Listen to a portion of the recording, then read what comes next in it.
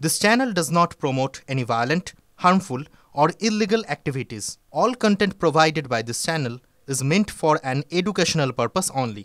Top quality और consistent performance के लिए सिर्फ सिल्वर पंप नाम याद रखना। নমস্কার, দেখছেন টিভি9 বাংলা। রয়েছে আমি শুভজিৎ মিত্র। ঘড়ির কাঁটা সকাল ৯টা মানে ফার্স্ট ব্রেক এট 9।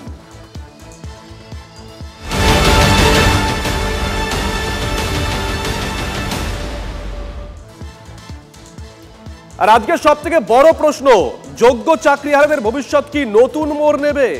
আজ সুপ্রিম কোর্টে মধ্যশিক্ষা পর্ষদের আর্জির শুনানি। বড় খবর, নজর থাকবে। ২৬,০০০ চাকরি বাতিলের প্রভাব পড়বে রাজ্যের শিক্ষা ব্যবস্থায়। যারা অযোগ্য চিহ্নিত নয় তাদের আপাতত বহাল রাখা হোক। শীর্ষ আদালতে আর্জি জানিয়েছে মধ্যশিক্ষা পর্ষদ।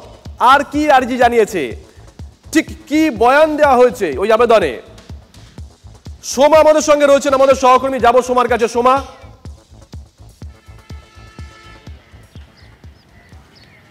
দেখো, মধ্যশিক্ষা পর্ষদের তরফ থেকে কিন্তু সুপ্রিম কোর্টে একটি আবেদন করা হয়েছে। এই যে ২৬,০০০ শিক্ষক শিক্ষিকা শিক্ষাকর্মী যে প্যানেল, সেই প্যানেল বাতিল হওয়ার ফলে রাজ্যের শিক্ষা ব্যবস্থায় বড় একটা প্রভাব পড়তে পারে। সেরকম জানিয়েই কিন্তু সুপ্রিম কোর্টের কাছে আর্জি জানানো হয়েছে যে যারা অযোগ্য চিহ্নিত, যারা তাদেরকে সরিয়ে রেখে যারা চিহ্নিত, যারা যোগ্য, তাদেরকে এই যে শিক্ষাবর্ষ, এই শিক্ষাবর্ষ পর্যন্ত তাদেরকে কাজে বহাল রাখা হোক। আমার সাথে রয়েছেন এখানে যারা সদ্য চাকরি হারিয়েছেন যোগ্য শিক্ষকেরা। আমি তাদের সাথে কথা বলবো। আজকে সুপ্রিম কোর্টে শুনানি রয়েছে। সুপ্রিম কোর্টের এবং মধ্যশিক্ষা পর্ষদের তরফ থেকে যেটা আর্জি জানানো হয়েছে যে যারা অযোগ্য, তারা চিহ্নিত, তাদেরকে সরিয়ে রেখে যারা যোগ্য তাদেরকে কাজে বহাল রাখা হোক, কারণ শিক্ষা ব্যবস্থা একটা বড় প্রভাব পড়তে পারে। কি বলবেন? দেখুন, আমরা এখনো পর্যন্ত সুপ্রিম কোর্ট প্রমাণই করতে পারেনি যে আমরা অযোগ্য। আমরা তো হচ্ছে যোগ্য। আমরা মধ্যশিক্ষা পর্ষদ যেটা চাচ্ছে, যে আজ যেটা শুনানি আছে সেটাই কি বলতে চাচ্ছে, যে এই শিক্ষাবর্ষ পর্যন্ত অন্তত আমাদেরকে বহাল রাখা হোক। কিন্তু আমরা শুধু এই শিক্ষাবর্ষ পর্যন্ত কেন বহাল থাকব? আমরা তো যোগ্যতার ভিত্তিতে সমস্ত কিছু স্টেপ পার করে আমরা এই জায়গায় এসেছি। তাহলে হ্যাঁ, মানলাম যে হচ্ছে শিক্ষা ব্যবস্থার উপর একটা প্রভাব পড়বে। আমরাও তো হচ্ছে চাই না কখনো যে শিক্ষা ব্যবস্থার উপর একটা প্রভাব পড়ুক।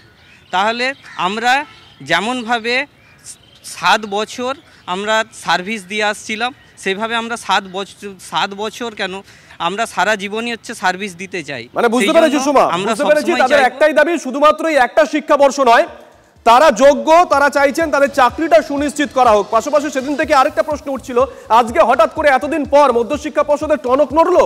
রাজ্যের শিক্ষা ব্যবস্থার এই অবস্থা, স্কুলে শিক্ষক নেই। অন্যদিকে নেতাজি ইন্ডোরে চাকরিহারাদের সঙ্গে বৈঠকে সুপ্রিম কোর্টে যাওয়ার কথা বলেছিলেন মুখ্যমন্ত্রী। কি বলেছিলেন মুখ্যমন্ত্রী, শুনুন। এটা আমরা ক্লারিফিকেশন চাইবো কোর্টের কাছে ফার্স্ট, যে তারা আজকে কি করবেন। আপনারা যে বললেন নতুন করে পরীক্ষা নিয়ে লিস্ট করতে, আগে আমাদের জানতে হবে যে স্কুলের বাচ্চাগুলোকে তারা পড়াতেন, যারা স্কুলে যেতেন, যারা কাজ করতেন, যারা শিক্ষক শিক্ষিকারা আজও স্কুলে অনেকে যাচ্ছেন, তাদের জন্য আপনাদের কি ক্ল্যারিফিকেশন? আপনাদের তো কেউ চাকরি টার্মিনেট করেনি এখনো পর্যন্ত, করেছে কি? জান না, আপনি আপনার কাজ করুন না। আপনার কাজ কে বারণ করেছে? ভলেন্টারিলি সার্ভিস কিন্তু সবাই দিতে পারে। অল্টারনেটিভ যা করার আমরা করব।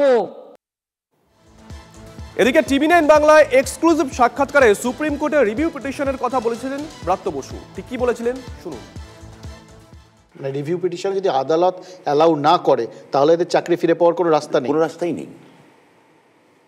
এটা তো প্রথমে বুঝে নিতে হবে যে রিভিউ পিটিশন করছি মানে একটি নির্দিষ্ট মহামান্য সুপ্রিম কোর্টের রায়ের ভিত্তিতে তার কাছেই আমরা রিভিউ পিটিশন করছি, যে আপনি আপনার যাদের এই পুরো প্যানেল বাতিল হলো তাদের একটা বড় যোগ্য অংশের জন্য যদি আপনি অনুগ্রহ করে আপনি আপনার রায় পুনর্বিবেচনা করেন, তো চাকরি যদি চলে যায়, সেটাও যদি খারিজ হয়, তখন আর জানি না কি রাস্তা আছে।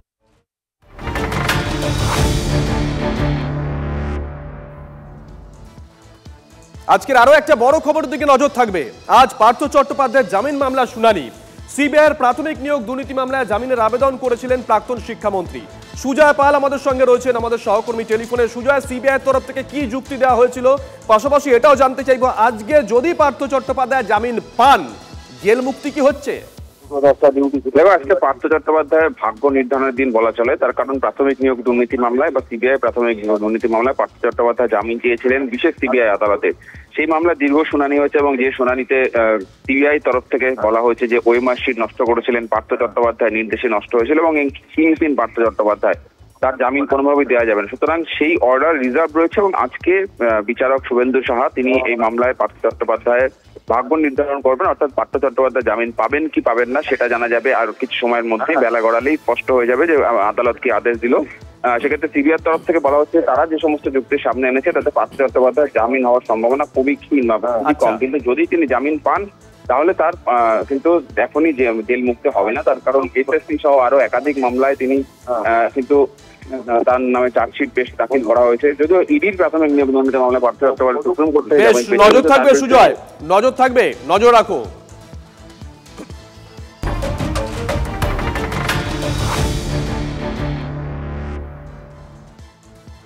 ব্যাক টু ব্যাক আরো একটা বড় খবর, মুর্শিদাবাদে হিংসায় এনআইএ তদন্তের দাবি। মুর্শিদাবাদে হিংসায় এনআইএ তদন্তের দাবি, বিরোধী দলনেতা ও বিশ্ব হিন্দু পরিষদের আবেদন শুনবে হাইকোর্ট। বড় খবর, নজর থাকবে।